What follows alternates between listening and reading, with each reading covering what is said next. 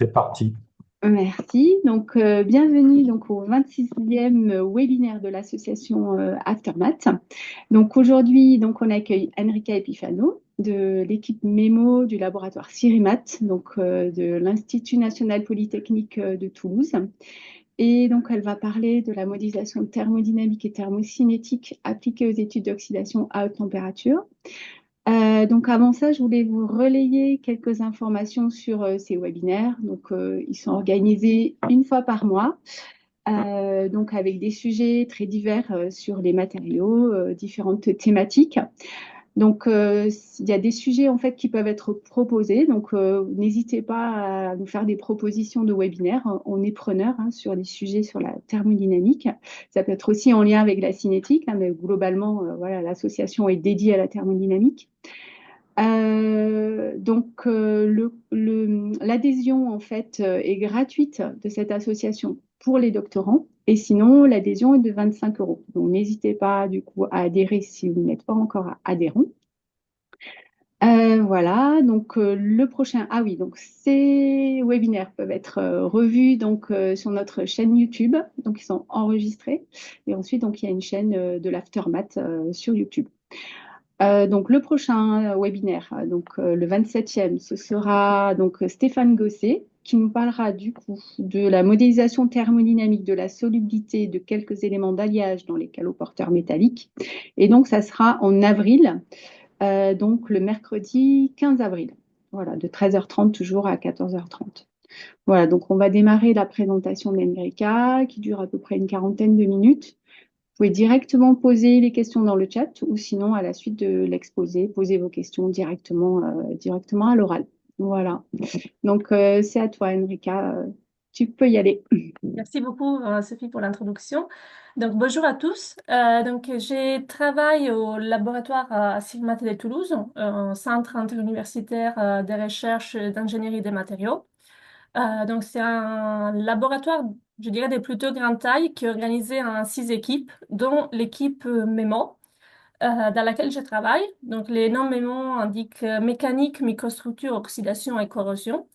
Et comme le nom l'indique, en fait, une des vraiment des expertises de notre équipe est le domaine de l'oxydation aux températures, notamment avec l'activité de recherche de Daniel Monceau, Aurélie Van de Putte et Damien Connétable.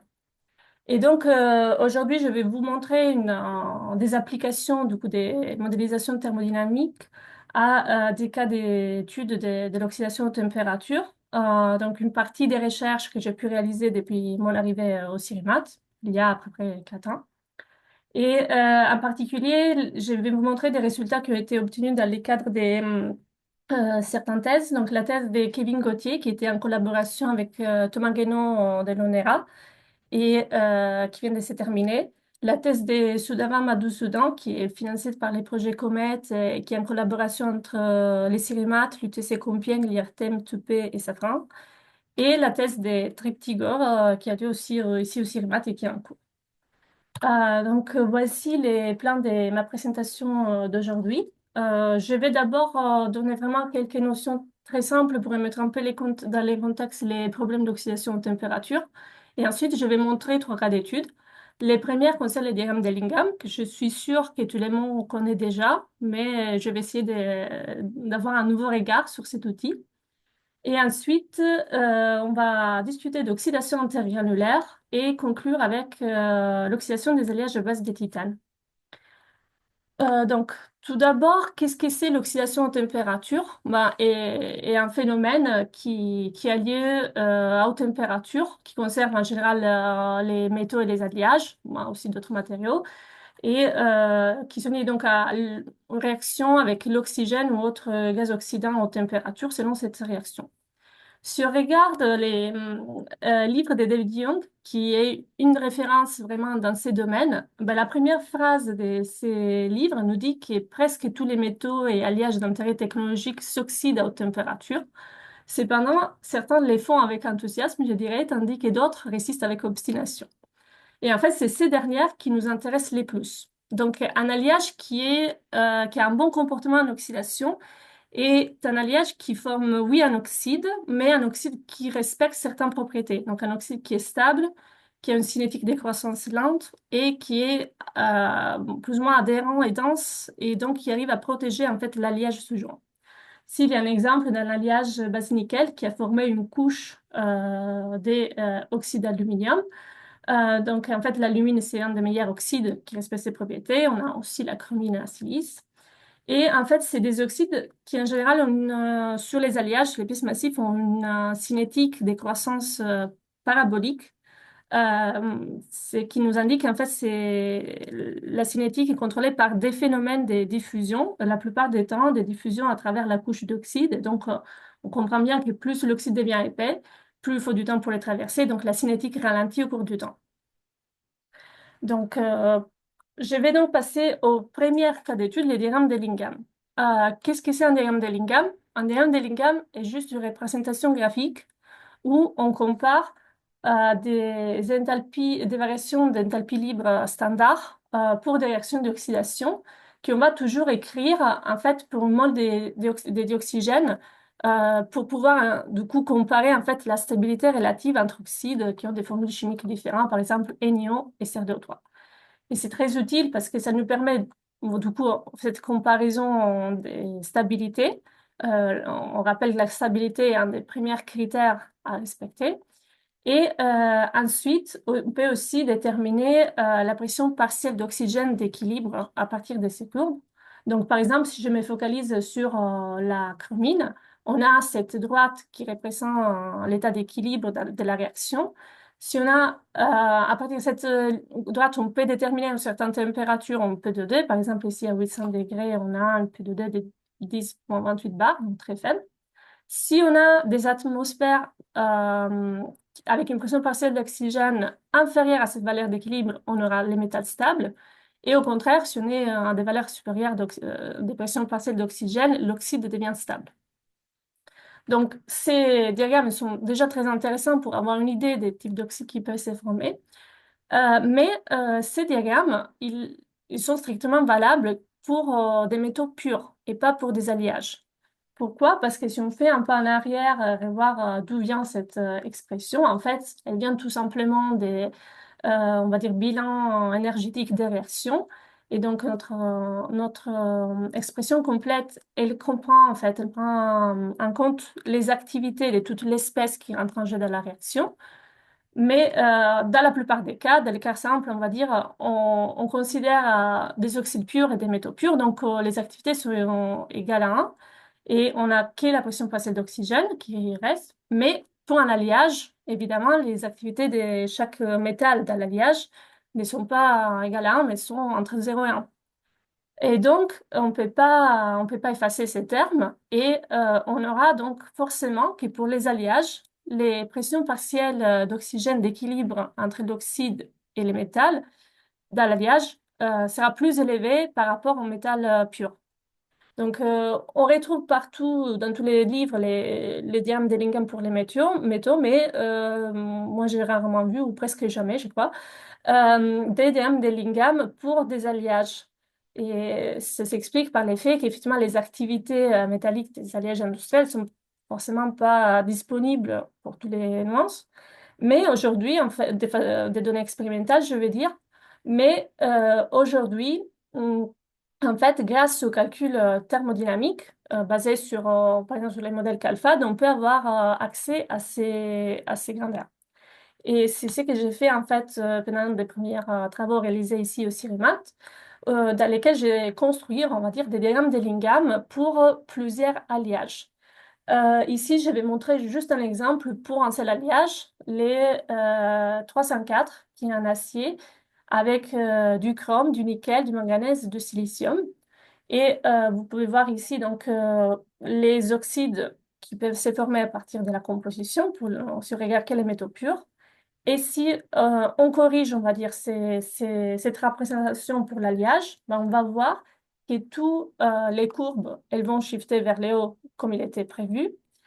Et surtout, par contre, on voit que ce décalage n'est pas pareil pour toutes les espèces. Par exemple, les fers, comme c'est l'espèce majoritaire, il y a une activité très élevée. La courbe de l'oxyde, cette droite d'équilibre, elle va varier très peu. Au contraire, pour des éléments qui sont minoritaires, comme les silicium, ce décalage est très important. Et en fait, on peut aussi voir qu'il y a des inversions. Par exemple, ici, on voit une inversion entre l'oxyde de manganèse et la chromine, entre l'alliage et le métal. Et on peut voir qu'en fait, cette inversion respecte bien ce qu'on observe expérimentalement. Ici, il y a une macrographie d'un alliage 304 oxydé à 850 degrés. On voit avec une couche d'oxyde en surface. Et on voit que l'oxyde, il n'est pas homogène. Donc, à l'extrême surface, il est riche en manganèse. Ensuite, on peut voir que c'est une couche continue de chromine. Et à l'intérieur de l'alliage, on a des précipités aussi en oxyde de silicium. Et donc, on voit bien respecter l'ordre prédit par notre théorème de Lingham entre MnO, CrDO3 et oxyde de silicium. De plus, en fait, dans la littérature, il est reporté que cet alliage peut avoir un comportement variable, surtout en ce qui concerne l'oxyde de silicium, parce que parfois, il est en interne, comme ici, mais dans d'autres cas, il a été observé, par exemple, à l'intérieur de la couche des chromines. Et en fait, ça peut aussi s'expliquer avec les gammes de Lingham, parce qu'on voit que l'alliage 304, en fait, il accepte un domaine de composition pour les silicium entre 0 et 1. Et en fait, pour les valeurs plus faibles, l'oxyde de silicium serait valeur plus haute par rapport à la chromine, alors qu'à plus forte concentration, bah, il reste en dessous de la chromine. Et donc, cette différence de comportement peut être expliquée par ces phénomènes. Donc, voilà, ça c'est un cas pour un alliage. J'ai fait des calculs pour différents liages de différentes familles et j'ai montré ça parce que c'était intéressant et relativement simple. Et donc aujourd'hui, en fait, avec les calculs thermodynamiques, on peut facilement construire ces diagrammes de Lingham pour chaque alliage. Je pense que c'est intéressant parce que les diagrammes de Lingham restent un outil qui est très simple. Il est facile à utiliser. Les industriels les utilisent et ils sont aussi utilisés pour les cours pour les étudiants. Même si, je dois dire, moi, j'ai fait ces travaux avec Thermocalc, parce que c'est le logiciel que j'utilise le plus au laboratoire. Et la construction des diagrammes des phases n'était pas, je ne pouvais pas les calculer, on va dire, de façon directe.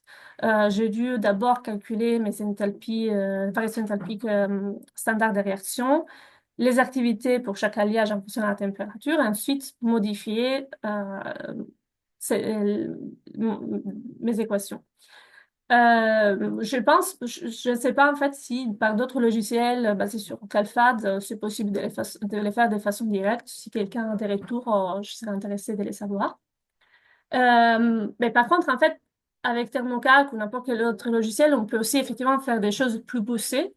C'est-à-dire qu'en fait, on peut vraiment calculer la variation des phases à l'équilibre en fonction de la pression partielle d'oxygène. Ici, je compare en fait notre diagramme de Lingham de tout à l'heure avec ce type de calcul à une température donnée où, pour la composition initiale de l'alliage, je calcule les fractions des phases à l'équilibre en fonction de l'activité d'oxygène. Et donc, en fait, on voit qu'avec ce type de calcul, on n'a pas besoin de connaître à l'avance toutes les espèces d'oxydes qui peuvent se former. On peut avoir directement les résultats. Donc, on peut avoir aussi des oxydes ternaires. On voit ici un silicate, un spinel. Et on peut aussi évidemment savoir s'il y a la composition de chaque phase oxyde, donc savoir s'il y a des éléments qui sont solubles dans un certain oxyde, comme ici FeSrDO3.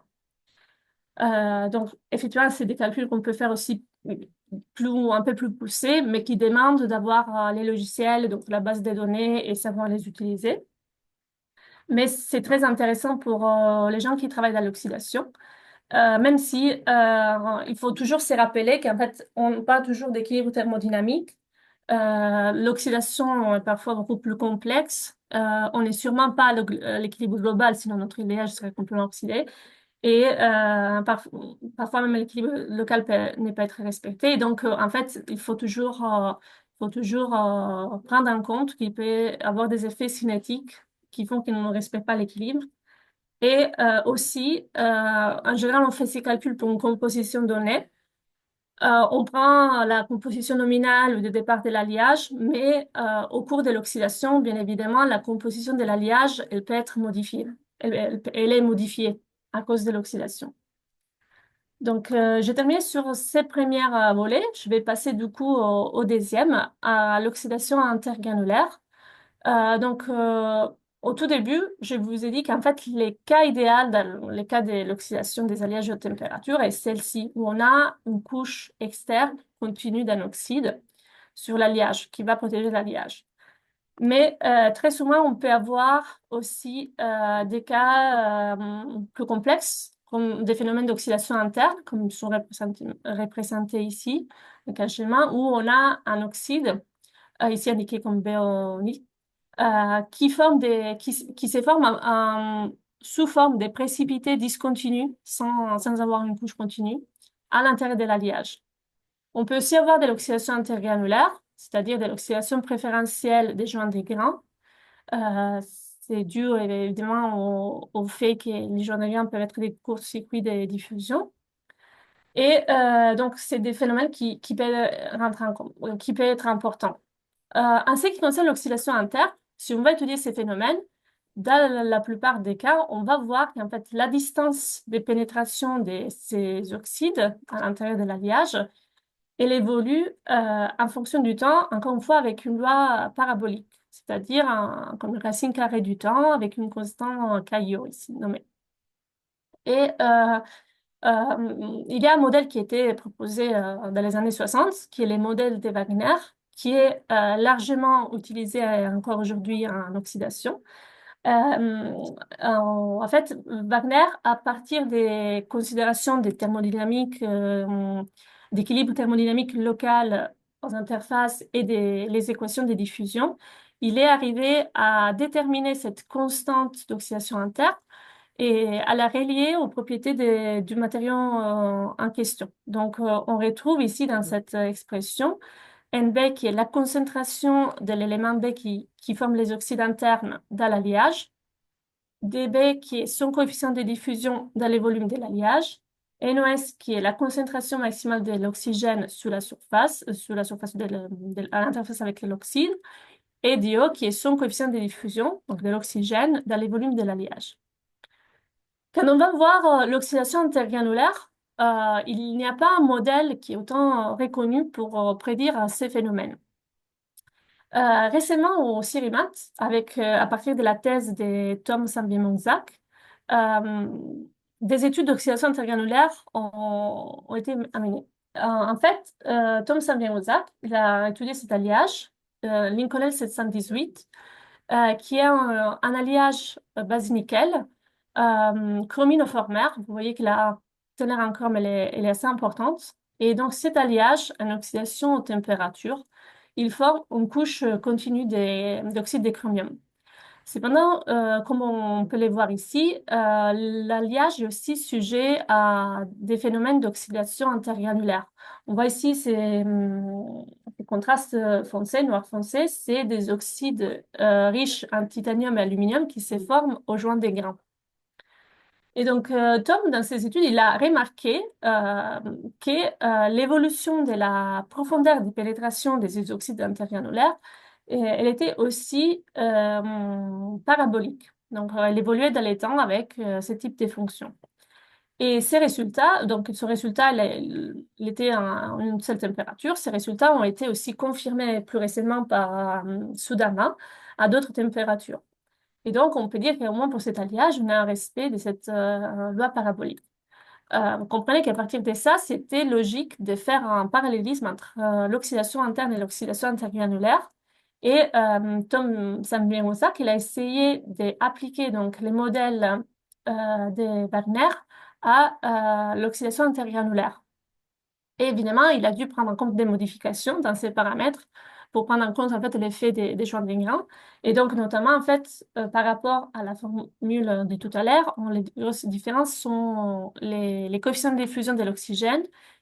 Donc celle-ci n'est plus les coefficients de diffusion de l'oxygène dans les volumes de l'alliage, mais à l'interface entre l'oxyde intergranulaire et l'alliage.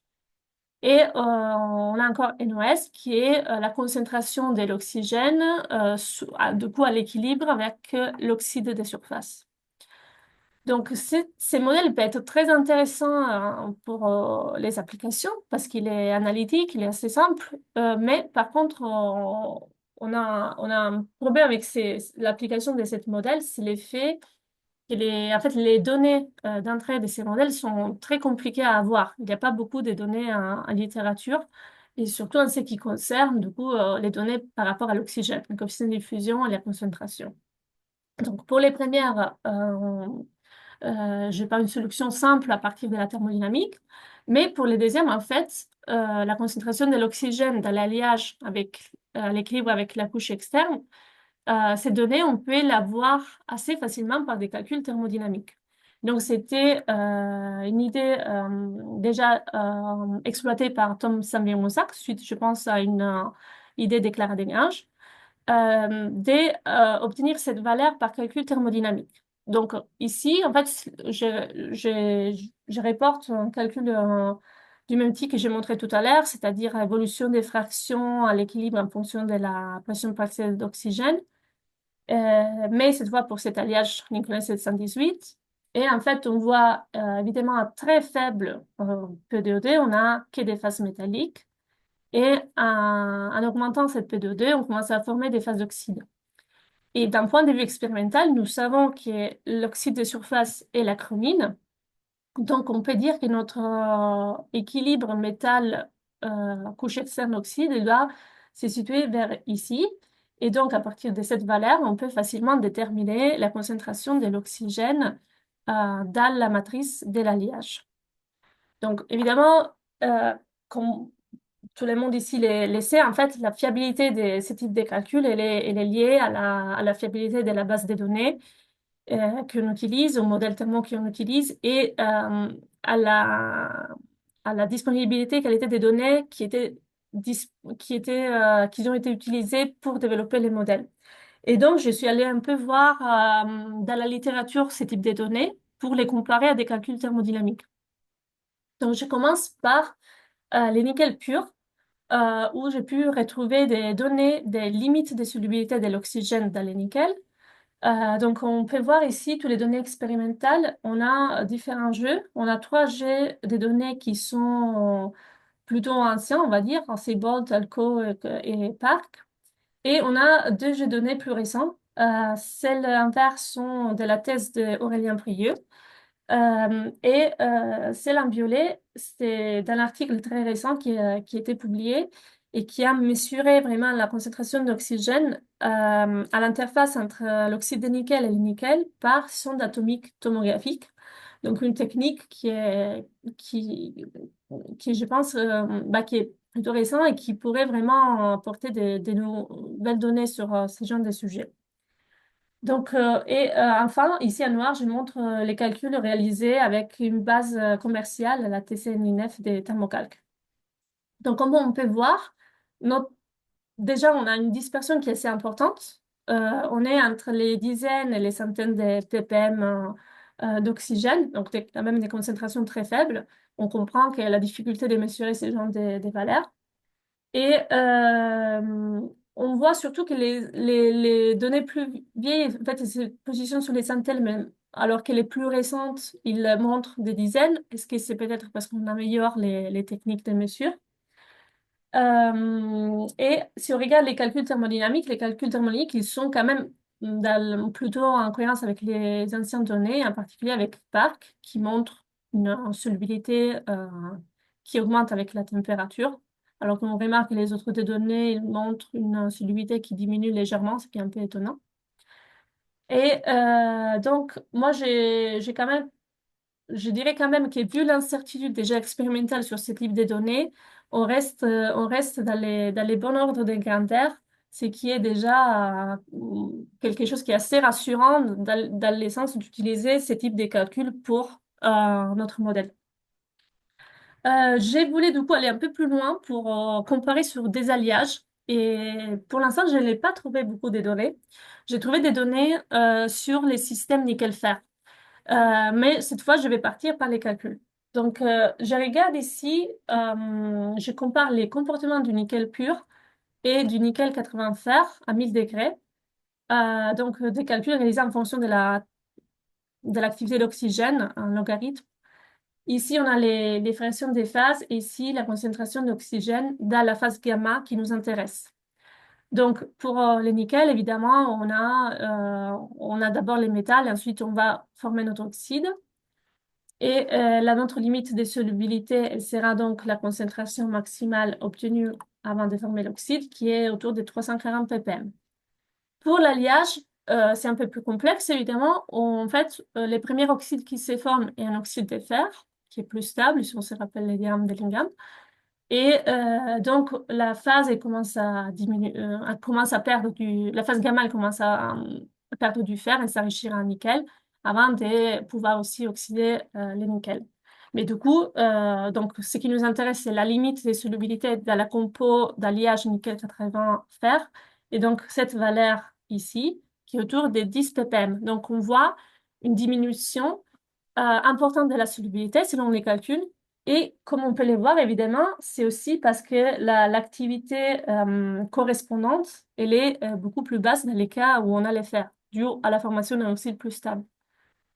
Si on va comparer avec les données expérimentales, donc de la thèse de Brieux, je prends en compte pour une température.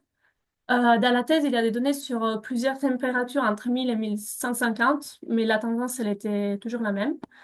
Donc, en fait, on voit que les données expérimentales, ils prédisent une augmentation de la limite de solubilité de l'oxygène en fonction de la teneur en fer dans cet alliage binaire. Alors que les calculs, ils montrent, au contraire, ils montrent une baisse de la limite de solubilité. Donc, faut dire qu'on reste toujours dans des ordres de grandeur, je pense, acceptables vu les incertitudes. Mais je pense que c'est intéressant de savoir qu'il y a cette tendance opposée parce que du coup, je crois que ça indique que les modèles thermo ne prennent pas en compte vraiment les interactions chimiques entre l'oxygène et les éléments d'alliage. Donc, pour conclure sur cette partie, je vous ai présenté un modèle pour l'oscillation intergranulaire qui ont essayé de valider dans les cas de la thèse d'Inva et qui ont essayé aussi d'améliorer, mais pour lesquels les données thermodynamiques sont vraiment indispensables. Et ces données, en fait, la façon, bah, je dirais la seule façon de les obtenir, c'est par calcul thermodynamique. Et ce qu'on a vu, en fait, c'est en fait, on n'a pas besoin tout le temps d'avoir la limite solubilité, mais vraiment la concentration dans l'alliage à l'équilibre avec une couche d'oxyde en surface. Et donc, par exemple, cette couche externe, elle peut varier, elle peut être de l'alumine, elle peut être de la chromine, un spinel.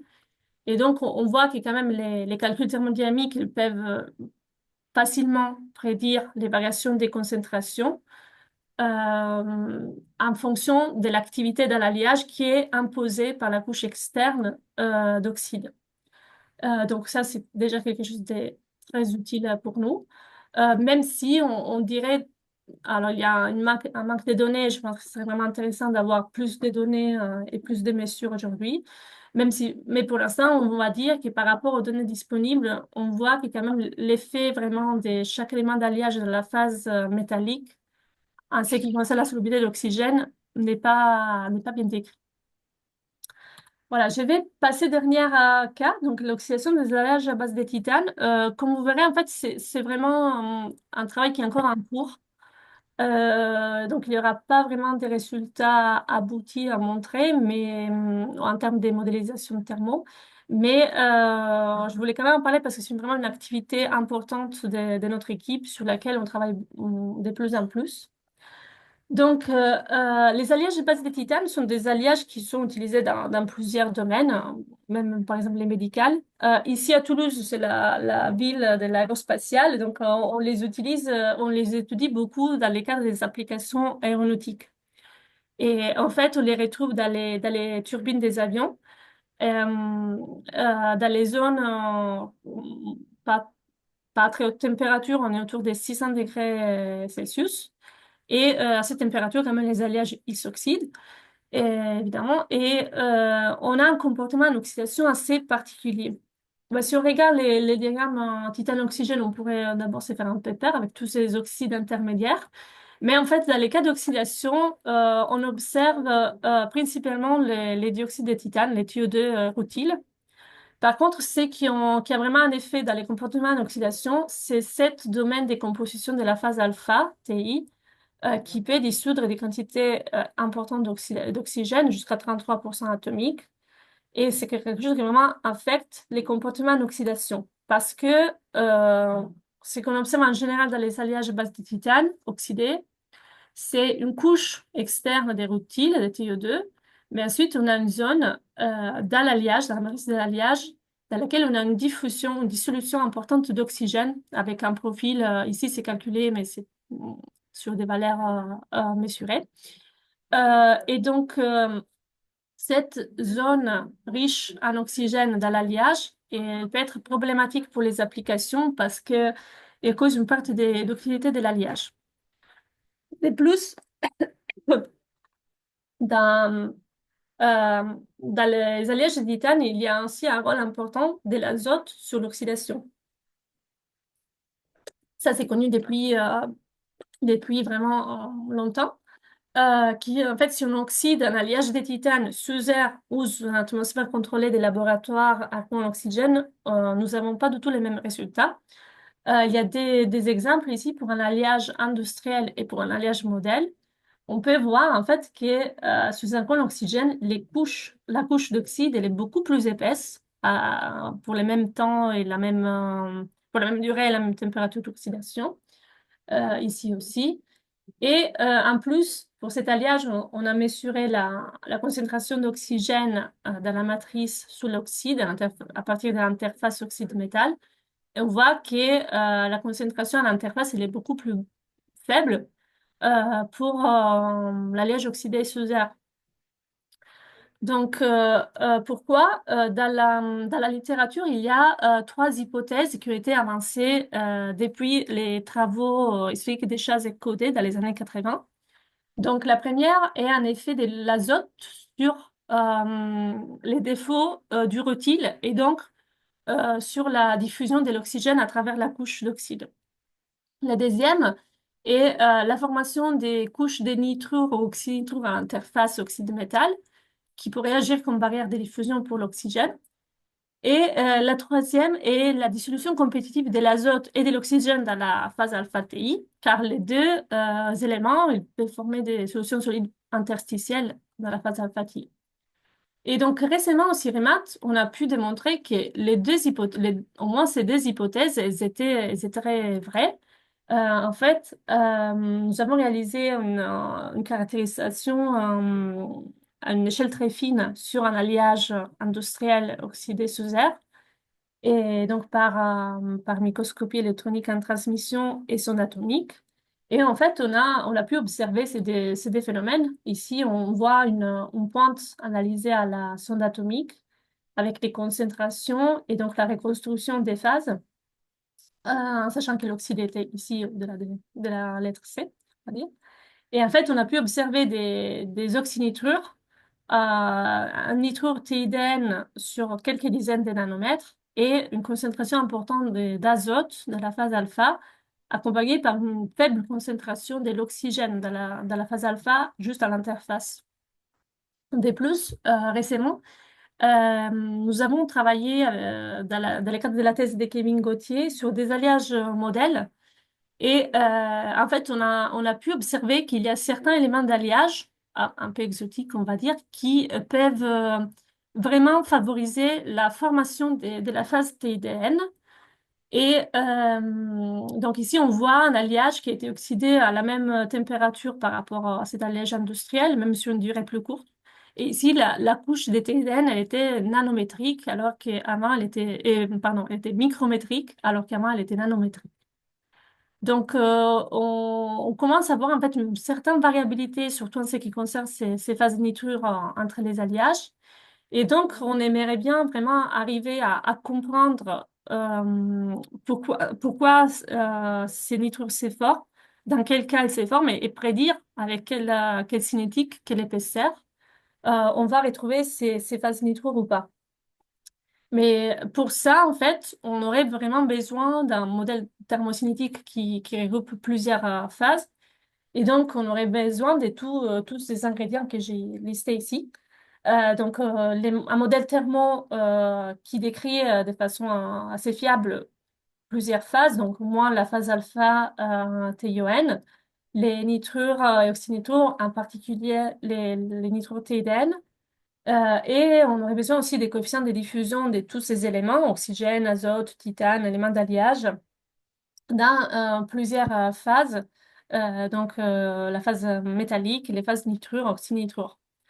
Quand j'ai commencé à travailler sur ces sujets, grosso modo, on avait déjà les coefficients de diffusion sur de l'oxygène et de l'oxygène et de l'azote de la phase alpha du titane. Au laboratoire, il y avait déjà eu beaucoup de travaux et il y avait vraiment beaucoup de données sur l'oxygène. Sur l'azote, il y avait moins, mais en fait, à la littérature, on trouve trois, quatre jeux de données qui sont en accord, donc on va dire qu'ils sont on a déjà un point de départ. Mais par contre, il y avait presque rien en ce qui concerne la diffusion dans les phases nitrure et oxynitrure.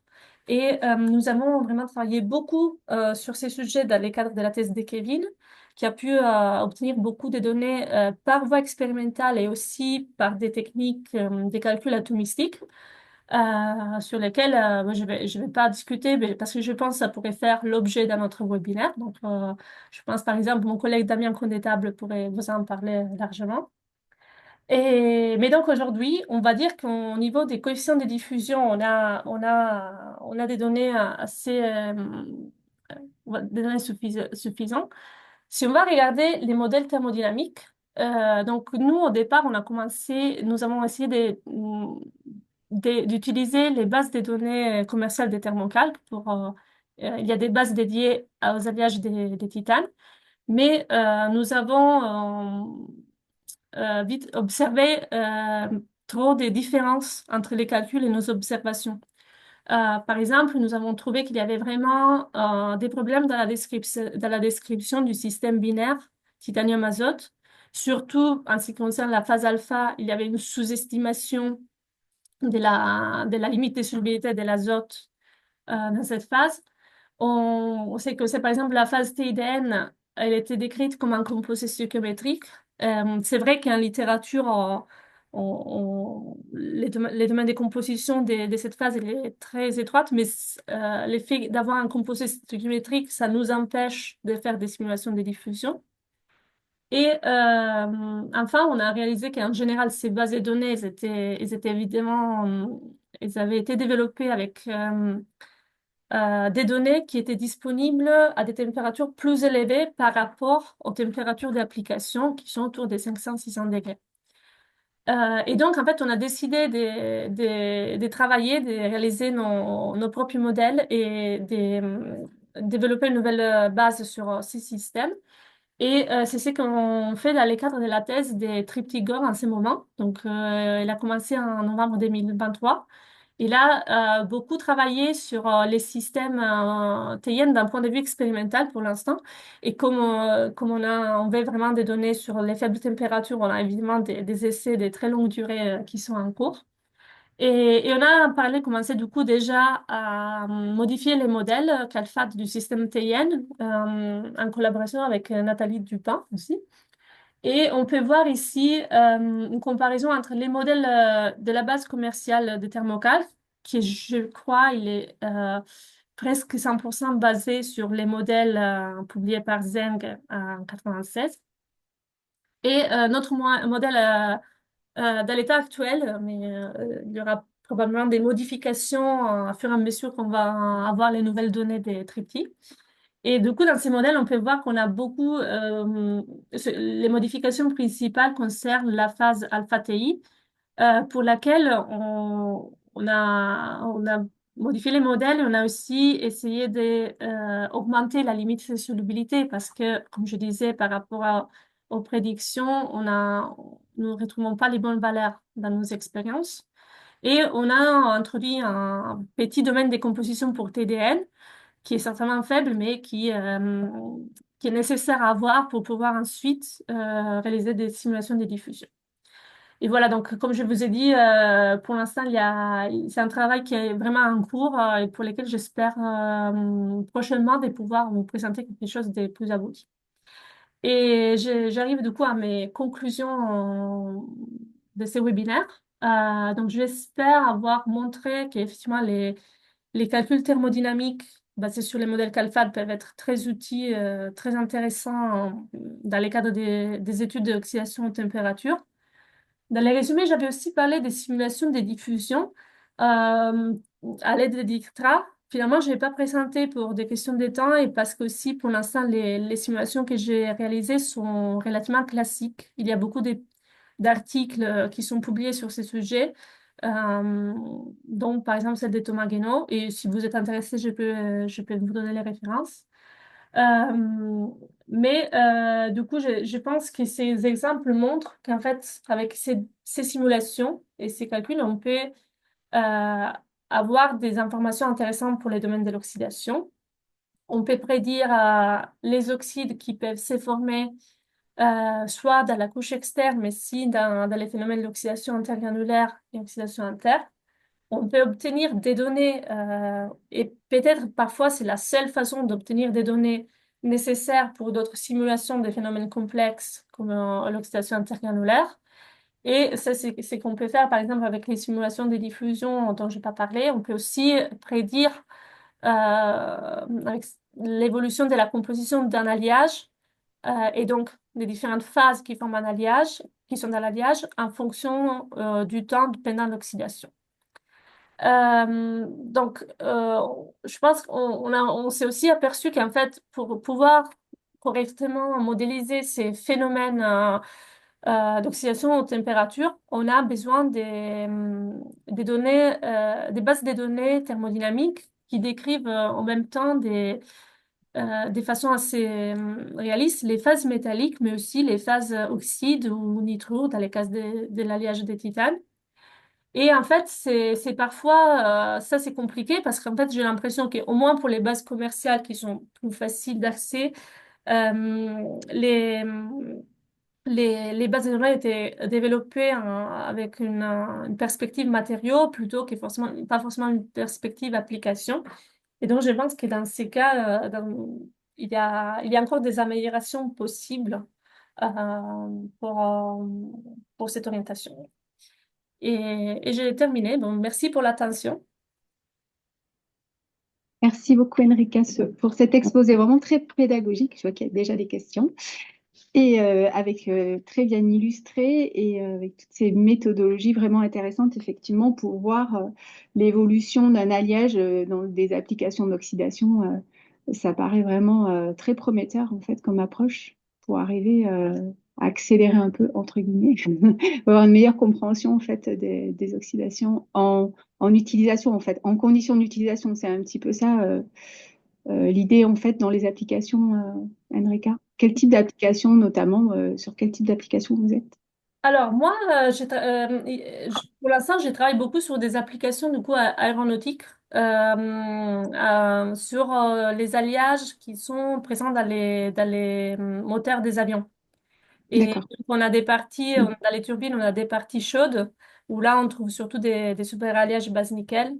Et après, on a des parties moins chaudes où on trouve beaucoup les alliages des titanes qui sont intéressants parce qu'ils ont une plus faible densité, donc ça permet d'épaissir les poids des avions, qui évidemment est très important comme,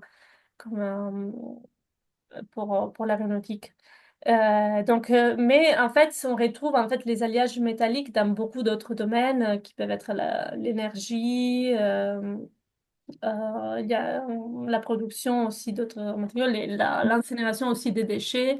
Bien sûr. Il y a vraiment beaucoup de domaines dans lesquels on a besoin de matériaux structuraux à température Claire, dans le nucléaire, évidemment, oui. Ok. Il y a une question de Thomas, du coup, Thomas Guénaud. Tu peux y aller. Merci, Enrica. Salut, salut Enrica, bonjour à tous. Je trouve ça toujours intéressant quand on essaye de partir des calculs et de revenir aux données, d'essayer de lister celles qui sont dispo et celles qui manquent. Et je trouvais ça intéressant ce que tu montrais avec la solubilité de l'oxygène, d'abord dans le nickel pur. Et j'ai été troublé, comme ce que tu as dit, hein, par le fait qu'il y a vraiment deux séries, les anciennes et les nouvelles. Donc je me demandais si tu pouvais nous en dire un peu plus. On sait que elles ont été obtenues par différentes techniques, hein. Aurélien Prieux, c'est des mesures de cinétique d'oxydation interne, alors que les autres plus récentes, c'est des mesures de sonde atomique. Et celles qui sont encore plus anciennes, Park, Alcock, Sebolt, est-ce que tu sais avec quelle technique elles ont été obtenues et qui pourrait Ouais. peut-être permettre d'expliquer la différence? Et aussi, est-ce que tu sais sur quoi est basé, quand tu fais le calcul avec Thermocalc, qu'est-ce que ça utilise comme source de données pour arriver à cette solubilité? Mhm. OK. Alors, pour les données expérimentales, alors, Prier, c'était pas la partie des mesures d'oxydation interne. C'était vraiment des manips dédiés qu'il a fait avec des Rhines pack. Tu sais, on mettait l'alliage avec aussi de la poudre de fer et fer oxygène dans des ampoules en quartz pour fixer sa pression partielle et faire dissoudre l'oxygène dans les nickels. Et je pense que les anciennes données, je ne sais plus lesquelles données, ils avaient quand même des techniques similaires, sauf une des trois publications, mais je pourrais revoir un peu plus en détail, où ils utilisaient des mesures électrochimiques sur lesquelles je suis pas vraiment expert. Et la dernière, comme j'avais dit, là, c'est vraiment une par sonde atomique. Donc, effectivement, les valeurs des prix, la technique des prières n'était pas si différente par rapport aux autres utilisées plus anciennement. Ce qui est vraiment différent, c'est Pop Flask, et je trouve que c'est assez étonnant, du coup, qu'elle retombe quand même très proche des données d'Aurélien. En ce qui concerne l'équilibre, là, c'est vraiment un calcul d'équilibre. Et donc, simplement, comme dans Alpha, ça minimise l'énergie et avec une certaine quantité d'oxygène très faible, il est dissous dans la base nickel. Après, vu la linéarité avec laquelle on va évoluer, j'imagine que c'est décrit avec des modèles type solution idéale, type Raoult, assez simple. Je sais pas si j'ai répondu à ta question.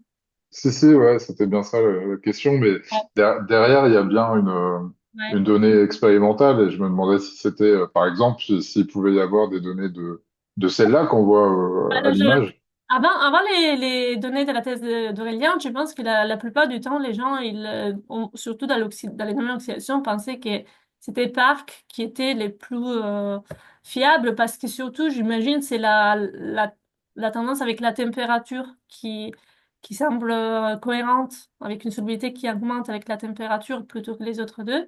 Donc, j'imagine que les anciens modèles, ils ont été surtout ajustés sur ces données. Ok, ok, merci. Une autre question. Alors, Cyril Condolphe, tu peux y aller Oui. directement. Saint-Gobain. Bonjour, Cyril Condal de Saint-Gobain. Merci beaucoup pour la présentation qui était extrêmement intéressante. Euh, En fait, j'avais une petite question. Est-ce qu'on utilise des alliages qui sont pas forcément monophasés, qui peuvent être biphasés parce qu'ils sont renforcés avec des phases pour leur conférer des propriétés mécaniques intéressantes? Et je voulais savoir sur le mécanisme pour l'oxydation intergranulaire, vous considérez la concentration en oxygène dans l'alliage à l'interface alliage couche. Et je me demandais comment on pouvait gérer ça dans le cas où on avait un précipité qui était au joint de grain. Qu'est-ce qu'il faut considérer comme grandeur? Est-ce qu'il faut faire un peu une sorte de loi de mélange ou prendre l'oxygène dans les deux phases? Voilà, c'est un peu... Euh, oui, alors en fait, nous, on peut prédire, comme je le montre ici, euh, les bases des données qui sont assez riches en termes d'éléments et phases, ils ont pas de soucis à gérer dans les calculs les équilibres multiphasés. C'est le cas ici, par exemple, de l'alliage 718. On voit qu'il y a faible pression passée d'oxygène. On a la phase gamma, mais on a aussi la phase delta Ni3NP. et on a aussi une autre phase sigma. Donc ça, c'est quelque chose qui est... On sait que l'alliage 718 est multifacé et les calculs, il les prédit bien. Et même, en fait, on peut voir que jusqu'à là, par exemple, quand on est à l'interface avec la chromine, on a toujours de la phase delta à l'équilibre. Donc ces calculs, ils peuvent prendre en compte l'effet d'avoir des phases, plusieurs phases dans l'alliage. Après, ce qu'on peut aussi faire, si on a vraiment, parce qu'on peut avoir, dans les cas de l'oxydation, on peut avoir vraiment des phénomènes d'interdiffusion qui font vraiment des changements des microstructures sous la couche. Dans ces cas, par exemple, on peut, je dirais, la meilleure idée, c'est de mesurer la compo locale et d'utiliser cette compo locale plutôt que la compo nominale de l'alliage pour relancer un calcul. D'accord. Ok. Et on part du principe qu'il n'y a pas de solubilité de l'oxygène dans les autres phases que la phase FCC, quoi. Alors ça dépend du modèle thermodynamique qui est utilisé D'accord. et s'il est décrit ou pas la solubilité de l'oxygène dans les autres phases. D'accord. Et ça, normalement, dans les bases commerciales, il y a des détails. Il y a aussi des modèles qui sont publics, hein, qui sont publiés. Mais aussi dans les bases commerciales, normalement, il y a les détails c'est indiqué quels éléments sont compris dans quelle phase. D'accord. Ok. Merci beaucoup. Une autre question de Dominique Mangelin. Vas-y Dominique, tu peux. Oui, bonjour. Bonjour Bonjour. Enrica. Là, tu parles de coefficient de diffusion à l'interface entre un oxyde et un métal. Qu'est-ce que tu peux nous dire sur ça? Parce que j'ai l'impression qu'il y a très très peu de données. Et Oui. Ah oui, oui, oui, je pense que c'est l'autre vraiment problème principal. Parce que là, c'est quelque chose qui est très compliqué sûrement à mesurer et sur lesquels il n'y a vraiment pas de données. Alors, on a trouvé quelques données qui sont justement obtenues de façon indirecte en partant euh, d'essais d'oxydation. Donc, de façon indirecte, ils arrivent à retrouver un peu les coefficients, les ratios entre un coefficient de diffusion dans les volumes et un joint grand. Mais c'est vrai, c'est quelque chose qui est super compliqué. Nous, on y travaille en ce moment dans le cadre de la thèse de Soudara, par voie expérimentale. Ou sinon, je pense que ça pourrait être aussi des choses qui pourraient être, sur lesquelles peut-être les calculs atomistiques, ils pourraient apporter quelque chose. Mais c'est vrai que c'est un gros souci pour nous, le fait de ne pas avoir ces données.